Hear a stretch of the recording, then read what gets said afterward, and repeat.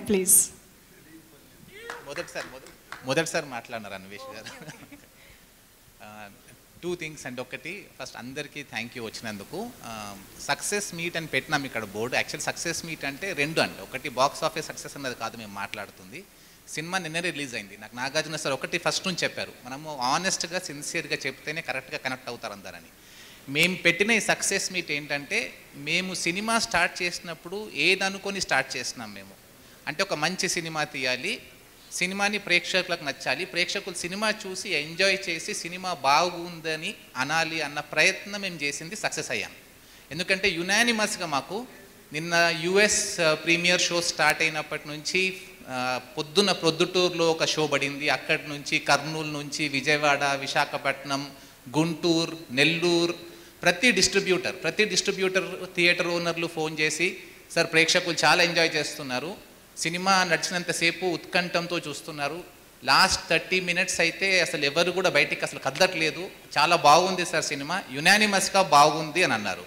So నా ప్రకారం ఈ సక్సెస్ మీట్ అన్నది మేము తలపెట్టిన పనిని మేము సక్సెస్ చేసుకున్నాము. నెక్స్ట్ ఇది సక్సెస్ మీట్, ఇది బాక్స్ ఆఫీస్ సక్సెస్ మీట్ అనగా మేము పెట్టట్లేదు. We don't want to make false claims అండి.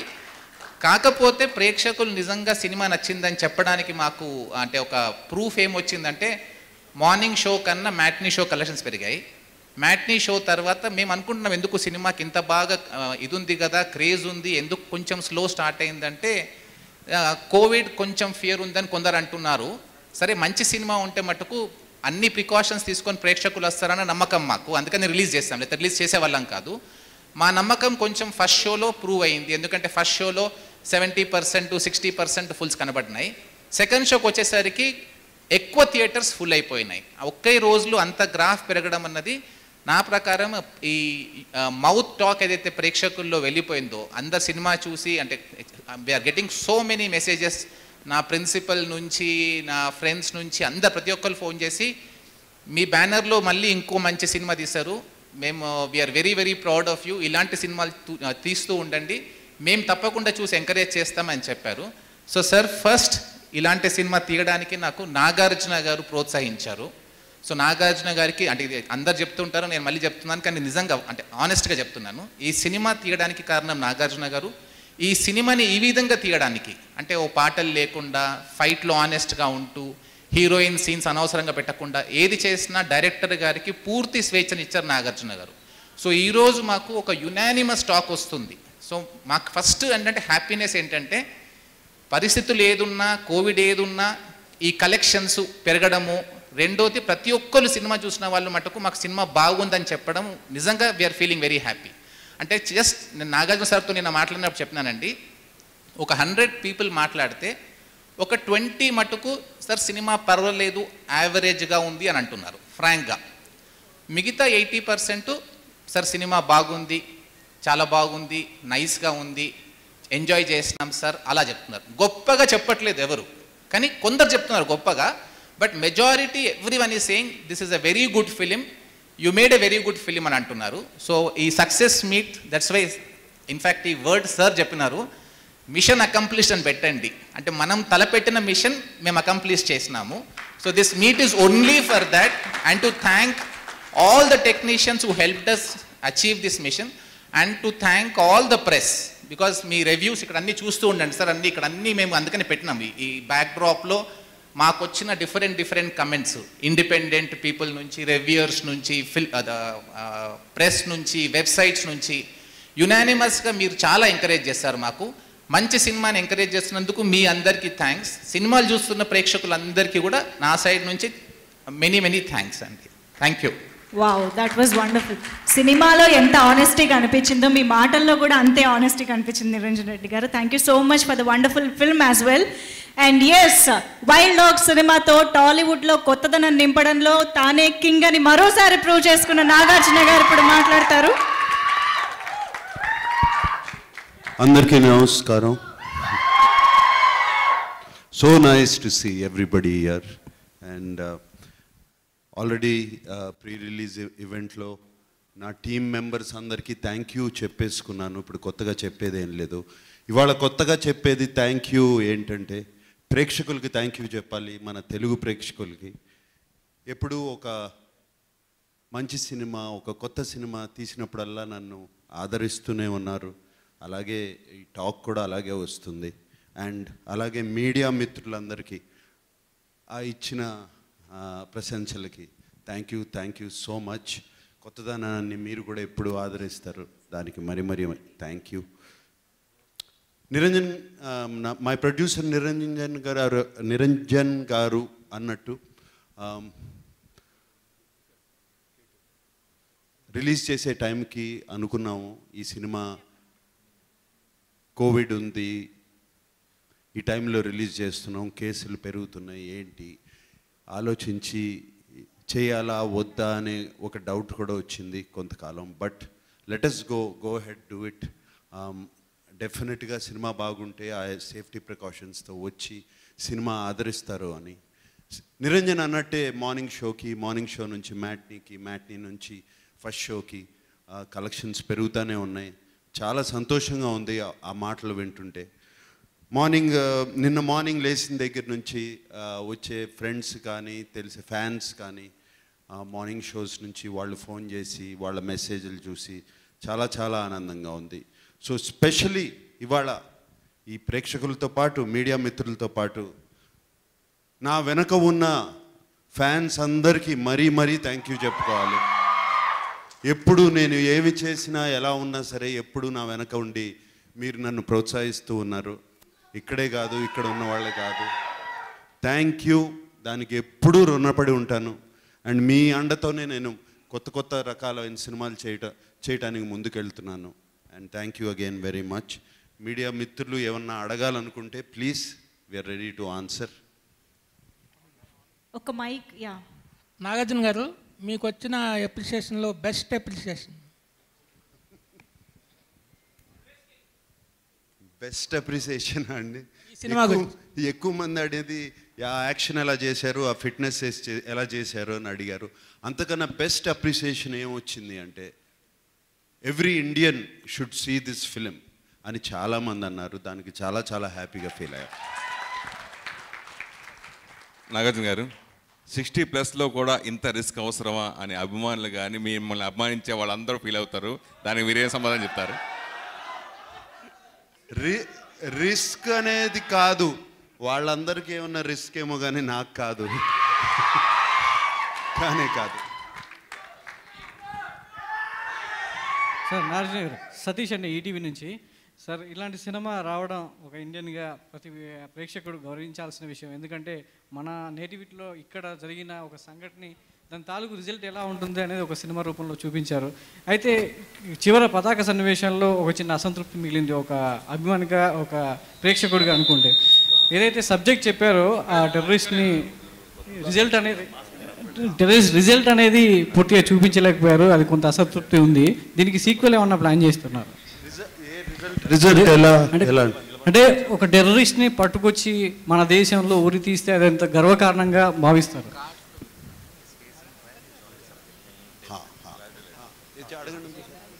సార్, అంటే దీనికి ఏమైనా సీక్వెల్ ప్లాన్ చేశారా? సీక్వెల్ ఏం లేదండి, తప్పకుండా తర్వాత ఆలోచిద్దాం. ఒరిజినల్గా విజయ్ వర్మ అనేది క్యారెక్టర్ అనేది ఎవరిని వదలడు, అక్కడతో ఫినిష్ చేస్తాడని ఎస్టాబ్లిష్ చేసాం. బట్ మన దేశానికి వచ్చి మన మనుషుల్ని చంపి ఏమీ చేయలేరు వాళ్ళు అనుకుంటే అది కరెక్ట్ కాదు. వాణ్ణి మన దేశాన్ని తీసుకొచ్చి ఇక్కడ ట్రై చేసి మన కోర్ట్స్లో ట్రై చేసి మన కోర్ట్స్లోనే వాడికి సెంటెన్స్ పడాలి అనేది ఈ సినిమా ఫైనల్గా విజయ్ వర్మ ఆ యాంబిషన్తో వెళ్తాడు. మీరు అలా అనుకుంటే కసబ్ అనేవాడు గురించి కూడా ఇందా మెన్షన్ చేశాం. కసబ్ అనేవాడు ఇండియాలోనే దొరికాడు, అయిపోయిన తర్వాత ఇండియాలోనే దొరికాడు. ఈ టెర్రరిస్ట్ అనే అతను చేయాల్సిన బ్లాస్ట్లన్నీ చేసి ఇండియా వదిలేసి పారిపోయాడు. మీకు ఆ ప్రీ క్లైమాక్స్ సీన్లో కూడా ఉంది, ఏం చేస్తారా నన్ను ఇండియా తీసుకెళ్ళి అని. ఏం చేస్తారు అంటే ఆల్రెడీ ట్రయల్స్ జరుగుతున్నాయి.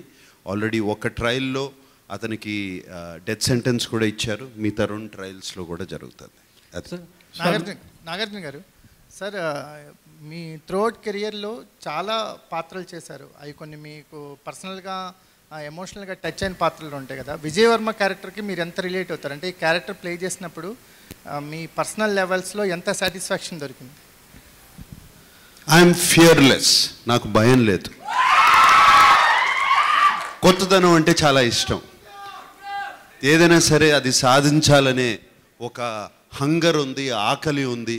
అందుకనే ఇందాక సంతోష్ అడిగిన, సురేష్ అడిగిన క్వశ్చన్కి ఇప్పుడు కూడా అవసరమా అంటే ఆకలితో చేస్తున్నాను ఆ పనులు. సో రియల్ లైఫ్లో కూడా ఒక సిమిలర్గా పోల్చొచ్చు నన్ను. అందుకనే ఆ క్యారెక్టర్ కూడా బాగా నచ్చింది నాకు. సార్ నాగార్జున గారు ఇటు ఇటు సార్ ఇటు ఇటు ఆపోజిట్. మీరు ప్రెస్ మీట్లో ఈ సినిమా గురించి అంటే బాంబు బ్లాస్టులు అవి ఇవి అంటుంటే చాలా అంతకుముందు వచ్చినాయి కదా, ఇందులో ఏం చూపిస్తారు అనిపించింది. బట్ సినిమా చూసిన తర్వాత మొత్తం అవన్నీ పక్కకి వెళ్ళిపోయినాయి. అయితే ఇందులో ఒక సీన్, ఒక షాట్ ఉంది. ఈ విలన్ని ట్రేక్ చేసేటప్పుడు మీరు కొండల నుంచి దిగుతూ పరిగెత్తు జారుతూ, అది నాకు అనిపించింది అసలు ఇది వాళ్ళ సేమ్ ఏజ్లో గ్రూప్లా దిగుతున్నాడు హీరో గారు, అంత రిస్క్ చేశారు అని.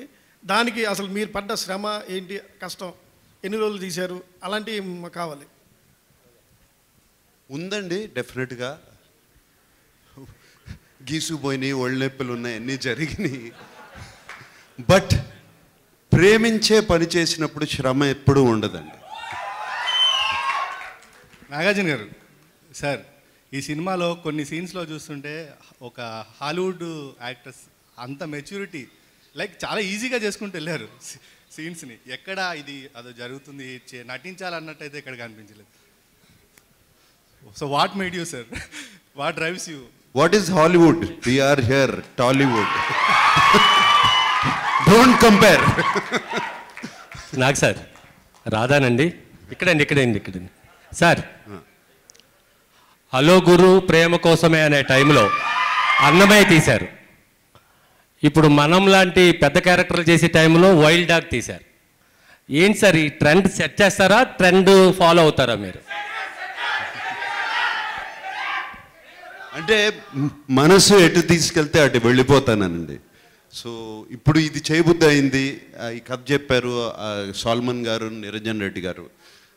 చాలా సూట్ అవుతుంది నాకు, ఇది చేయాలి ఈ కథ, ఇది ఈ కథ అందరికీ తెలియాలి అని చెప్పి తీసాము. మరి దానికి నేను చెప్పలేను sir. Every Indian must watch అనే ఒక ట్యాగ్ లైన్ చాలా తక్కువ సినిమాలకి అరుదుగా దొరుకుతుంది. వైల్డ్ డాగ్ అది సాధించుకుంది. అంటే ఇంటర్వెల్ బ్యాంగ్ కూడా చాలా ఎమోషనల్గా, అంటే కమర్షియల్ పాయింట్ ఆఫ్ వ్యూలో కాకుండా కథనే ఫ్రంట్ లైన్లో పెట్టి తీసుకెళ్తున్నట్టు అనిపించింది. ఇంటర్వెల్ బ్యాంగ్ గురించి కానీ, ఎవ్రీ ఇండియన్ మస్ట్ వాచ్ అనే ట్యాగ్ లైన్ వచ్చిన దానికి మీ టీం ఎంత హ్యాపీగా ఉంది? దాని మీద మీరు? చాలా హ్యాపీగా ఉందండి. ఎస్పెషల్లీ మీరు ఆ మాట అడుగుతుంటే అది ఎంత నిజము అని అనిపిస్తుంది. చాలా చాలా హ్యాపీగా ఉంది. Every Indian, it is important. మన కోసం ఈ అన్సెడ్ హీరోస్ ఏమేమి త్యాగాలు చేస్తున్నారు ఒకసారి చెప్పాలి అనేది చాలా అవసరం. టాలీవుడ్లో నాగజ్ గారు, టాలీవుడ్లో ఏ హీరో చేయని రిస్క్ మీరు చేస్తూ ఉంటారు మొదటి నుంచి. ఈ 40వ దర్శకుడు మీకు ఏ విధంగా సాటిస్ఫాక్షన్ ఇచ్చారనుకున్న సినిమా రిలీజ్ అయిన తర్వాత వచ్చిన అప్లాజ్ని బట్టి? నాకు అర్థం కాలేదు. టాలీవుడ్లో హీరోలు ఎక్కువ రిస్క్ చేసి కొత్త వాళ్ళని పెట్టుకోవడం అనేది బాగా రిస్క్గా భావిస్తారు.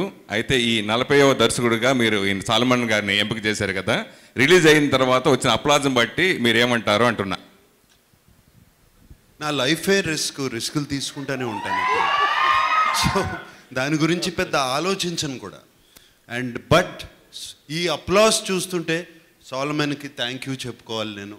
వస్తున్న అప్లాస్, అప్రిషియేషన్ చూస్తుంటే Solomon thank you again. Sir రీసెంట్గా మన మెగాస్టార్ చిరంజీవి గారు మీరు కలిసి కుక్ చేస్తూ ఫోటో బాగా వైరల్ అవుతుంది. అప్పుడు అది మీ ఇద్దరు కాంబినేషన్లో సినిమా ఎప్పుడు రావచ్చు అని అడుగుతున్నా. అంటే ఆ రోజున సాయంత్రము అందరూ ఇంట్లో ప్రివ్యూ షోకి చూస్తాకి వెళ్ళిపోయారు, ఎవరి కాళ్ళు మాయమైపోయారు. ఇంట్లో ఒక్కడనే ఉన్నాను. ఆ రోజున చిరంజీవి గారు ఎందుకో వేరే పని మీద, సాయంత్రం ఏం చేస్తున్నావు నాగంటే, ఏముంది సార్ అందరూ వెళ్ళిపోయారు, మీకు తెలిసిందే కదా, మనం సినిమాలు చేస్తాం, మీరు సినిమా చేస్తారు, మీరు సినిమా చేసినప్పుడు మీ పిల్లలందరూ వెళ్ళిపోతారు, ప్రొడ్యూసర్ కనపడ్డు, డైరెక్టర్, అందరూ ప్రివ్యూ షోలకు వెళ్తారు, మనం ఇంట్లో కూర్చుంటా ఉంటే అవును కరెక్టే కదా, రా నేను ఇప్పుడే రాజమండ్రి నుంచి మంచి లాబ్స్టర్ వచ్చింది వండి పెడతాను మీకు రమ్మంటే సాయంత్రం వెళ్ళాను. సాయంత్రం వెళ్ళి చక్కగా వండి పెట్టారు. పాత సినిమాలు మాకు రిలీజ్ అయ్యేటప్పుడు ఉన్న టెన్షన్స్ ఇవన్నీ మాట్లాడుకుంటూ నవ్వుకుంటూ, మనకి సినిమాలు హిట్లు వస్తాయి, ఫ్లాప్లు వస్తాయి, మనం పడే టెన్షన్ ఎవరికి తెలుస్తుంది, ఇవన్నీ మాట్లాడుకుంటూ సరదాగా నవ్వుకుంటూ గడిచిపోయింది. అండ్ టేస్ట్ అదిరిపోయింది. ఐ మీన్ ఫ్యాంటాస్టిక్గా చేశారు. సార్ నాగార్జున గారు, సార్ సినిమా చూశాక అమల గారు, సమంత గారు కూడా ట్వీట్ చేశారు చాలా బాగుందని. సో అపార్ట్ ఫ్రమ్ ఆడియన్సే కాదు, ఫ్యామిలీ మెంబర్స్ని కూడా బాగా ఇంప్రెస్ చేసింది సినిమా. అందుకనే కదండి ఫ్యామిలీ మెంబర్స్ అంటారు, వాళ్ళు ట్వీట్ చేయకపోతే ఎవరు చేస్తారు? సార్ సన్నాగ్ గారు, బయోపిక్లు జరుగుతున్న తరుణం ఇప్పుడు. బయోపిక్స్ అని అక్కినేని నాగేశ్వరరావు గారి చరిత్రని అన్నపూర్ణ బ్యానర్లో తీస్తే చూడాలని ఉంది. అదేమన్నా జరిగే టైం దగ్గరలో ఉందా? నాకు మనసులో ఉందండి, ఇప్పటి నుంచే కాదు ఎప్పటి నుంచో ఉంది మనసులో. కానీ ఒక భయం, ఏమన్నా తప్పు చేస్తామా, కరెక్ట్గా ఉండదా, చాలా భయం. ఆ మనం సినిమా కూడా అలాగే తీశాను. భయం ఉంటే తప్పకుండా దాన్ని జాగ్రత్తగా చేసి తీస్తాను. ఎప్పుడో ఉంటుందండి, మనసులో ఉంది మీరు అన్నది. Niranjan Reddy garu, sir, my question is to you. Great speech, sir. Like really commendable how honest you are in talking about the film, right? My question is, when Solomon garu came and narrated to you the script, right? Yes, of course, it's an important story and an interesting story also. You are a very successful criminal lawyer, and you followed how the trial of Yasin Bakhtal has progressed. I'm sure as a lawyer, you have your version of how the trial has happened and what his crimes are. But he's presenting a very fictional take on that subject, right? So as a lawyer, were there any inputs like this is how we should portray Vijay Varma's character? Because you're telling such an honest story, right? So what was your perspective when you heard the story? నేను తెలుగులోనే చెప్తానండి, because ఎక్కువ మంది తెలుగు అర్థం అవుతుంది కాబట్టి.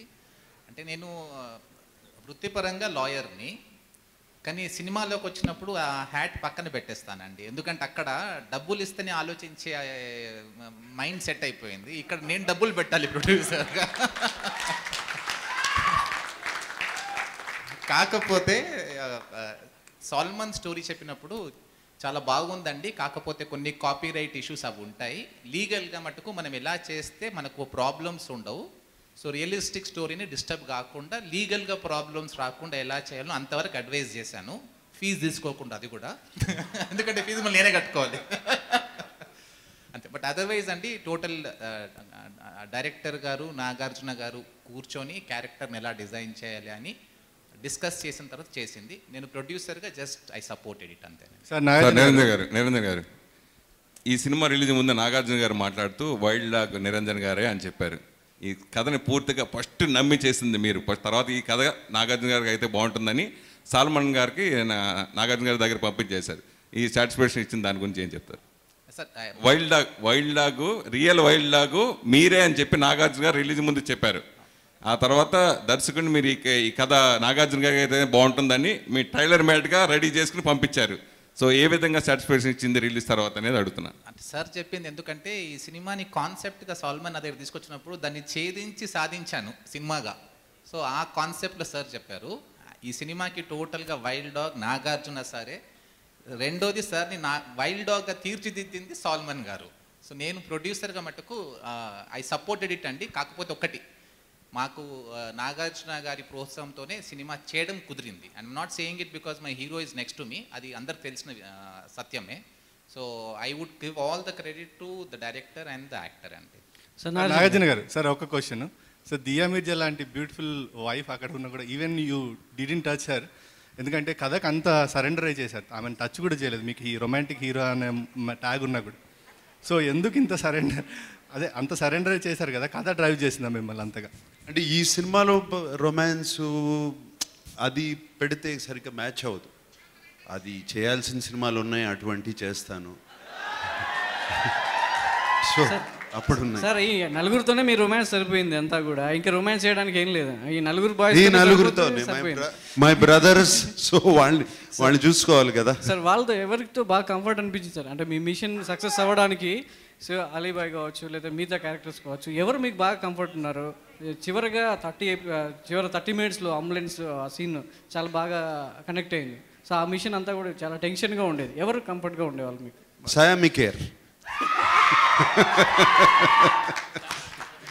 అలా అని కాదండి, నలుగురు బ్రదర్స్, మీరే అన్నారు నలుగురు తమ్ముళ్ళు, అందరూ ఒకటే. నాకు అందరూ నన్ను కంఫర్టబుల్గా ఎంతో చక్కగా చూసుకున్నారు. అండ్ సో దానిలో నేను ఎవరు ఎక్కువ ఎవరు తక్కువ అని నేను చెప్పలేను.